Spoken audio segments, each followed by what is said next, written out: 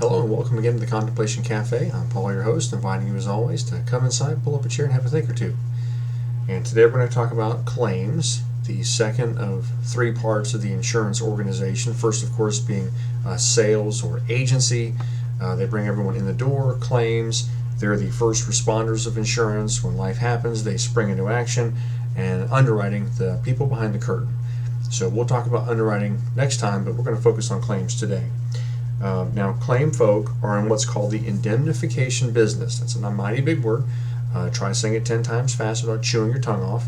Indemnification simply means to make one whole.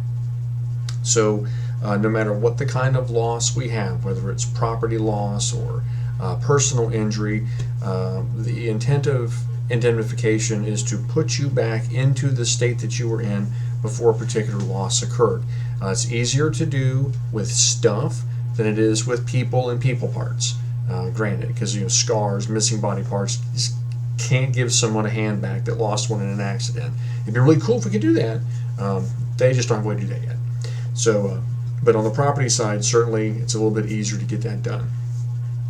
Claim employees are licensed, and just like the insurance agents are licensed. So they have to be licensed in the state because, again, the golden rule, insurance is regulated by the state. So claim adjusters must be licensed in the states in which they're doing the adjusting. Well, tongue twister on Monday. Nice.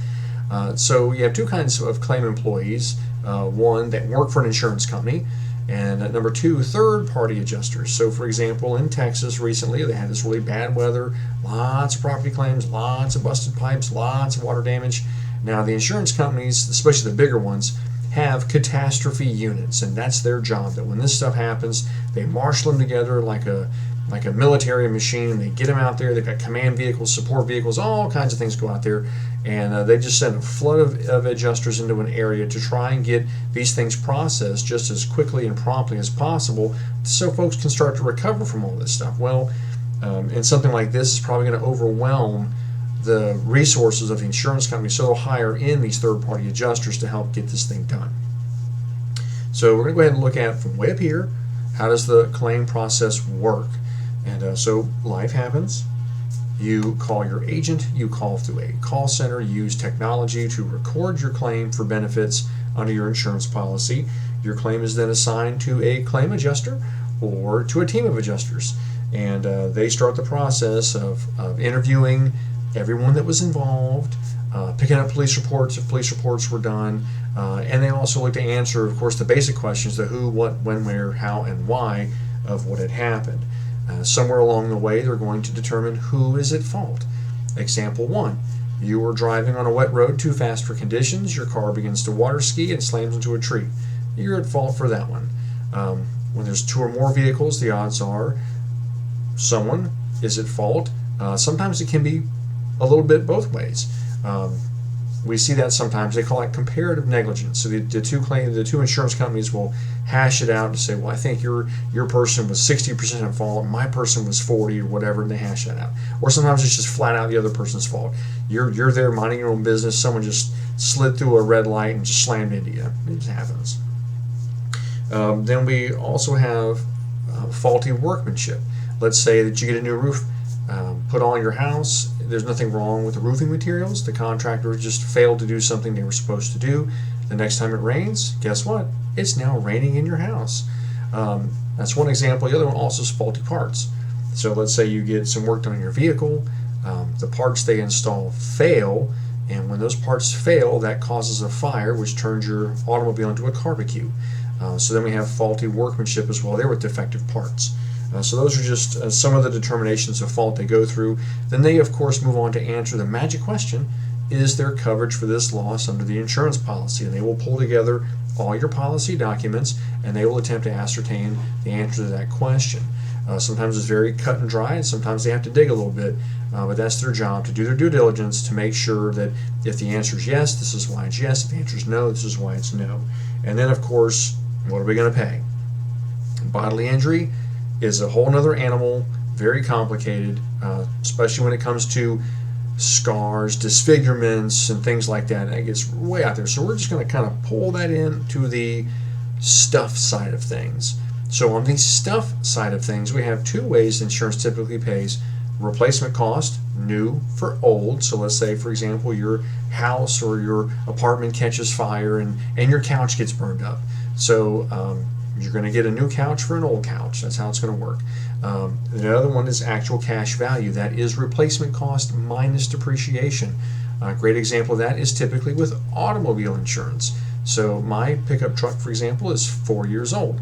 So let's say, for example, I'm stopped at a stoplight, I'm doing my thing, and all of a sudden, bam, I get rear-ended from behind. A person wasn't paying attention, they were doing their thing, or yelling at other cars, whatever, but they weren't paying attention to their driving, and slammed right into me. My back bumper's messed up, my tailgate's messed up, my 2/4 panels are messed up. Now, do you think that the repair shop or the insurance company is going to authorize the replacement of my 4-year-old body parts with brand new ones? Remember, indemnification. They want to put me back to the place I was in before the loss happened.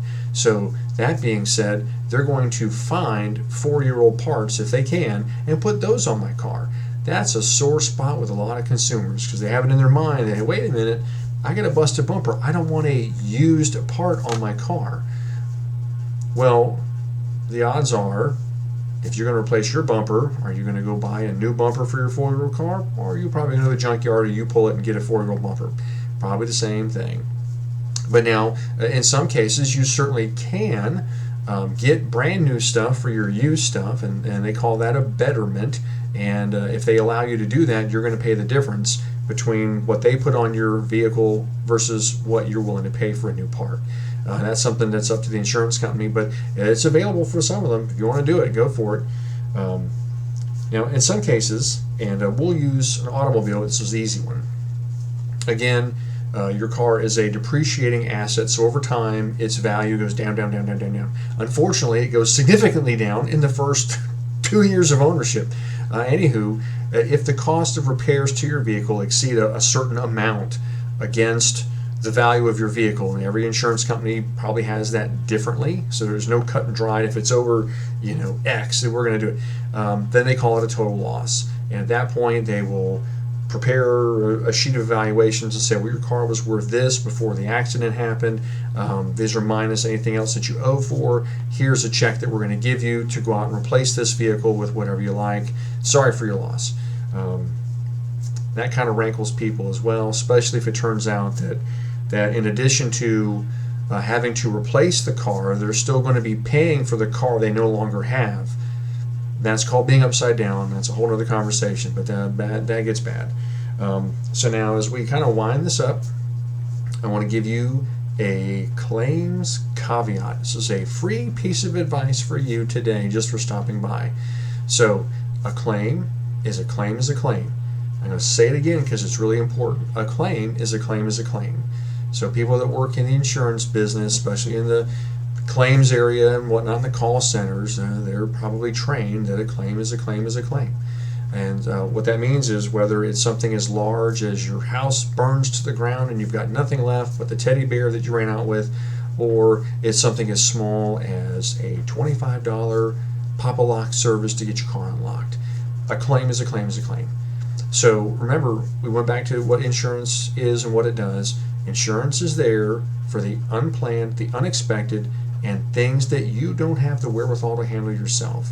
So I would encourage you in those situations where these are low dollar amount type deals that you would consider paying those out of pocket. Now, you don't have to call the insurance company and say, hey, my car needs a tow, but I'm going to pay for it myself. You don't have to call them and tell them that. But do know that if you call them and say you need a tow and they render you service, that's recorded as a claim against your insurance policy. So I'm just advising you, encouraging you. So let's say, for example, youthful operators are a great one. So you're teaching a teenager how to drive and you say, hey, teenager, why don't you go ahead and back the car out of the driveway?